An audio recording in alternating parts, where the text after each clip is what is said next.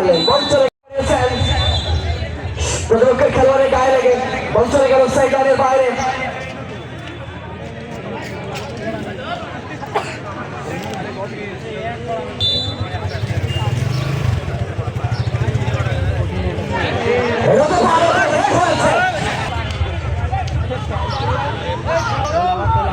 আপনারা হয়তো বা এই টুর্নামেন্টটা কভার হতে পারে, কিন্তু তোমরা স্পষ্ট হবে কোন ধর জলরমন ভাইয়ের উদ্দেশ্যে খুলনা বিভাগীয় সবচেয়ে বড় টুর্নামেন্টটি এই মাঠে করবে।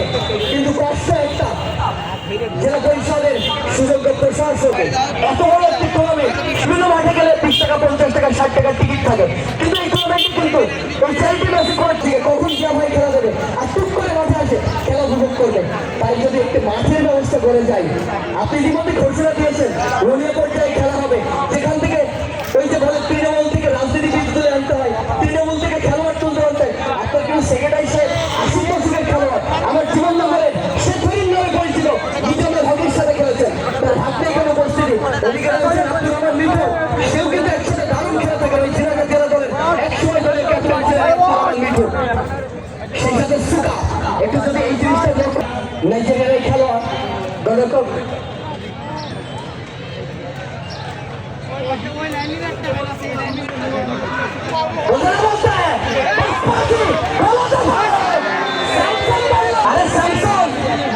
তোমরা কি খেলবে বাবা, আমি ঝিনাইদহ এক সময় তোমাদের পায়ের শট গুলো গোল মিস করে জলরমন ভাই যদি একটু ডাক দেয় এখন মাঠে নেমে যেতে পারি। আমি চাইছি তোমার মনে এবং মধু জেলা ক্রীড়া সংস্থার সম্পাদক ছিলেন, এ ব্যাপারটা তুমি হয়তো জানো না। এতগুলো দর্শক এই যে এসছে জলরমন ভাইয়ের ডাকে, আর পাশে পাশে আমাদের উপজেলা নির্বাহী অফিসার বলছে আমি খেলা পাগল মানুষ, একটু যদি জানতে চাও শুনে আমি কিন্তু এই যে মহেশপুরে আমি ধারাভাষ্য এই জলরমন ভাইয়ের জন্য আমি মেহেদী হাসান নলিকা নতুন করে তো আমার ইউরোপ মহোদয় থেকে যুক্ত হয়েছে, একটা মিনি স্টেডিয়াম লাগবে, একটু যদি সবার সঙ্গে আপনার মুখ থেকে একটু শুনতে চাই। জয়াল জল থেকে কৃষ্ণ পরিচালক করে ছোট করে কবির উদ্দেশ্যে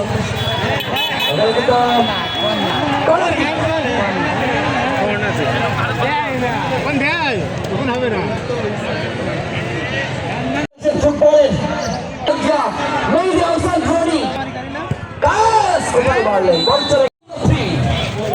জয়াল জল থেকে কৃষ্ণ পরিচালক করে ছোট করে কবির উদ্দেশ্যে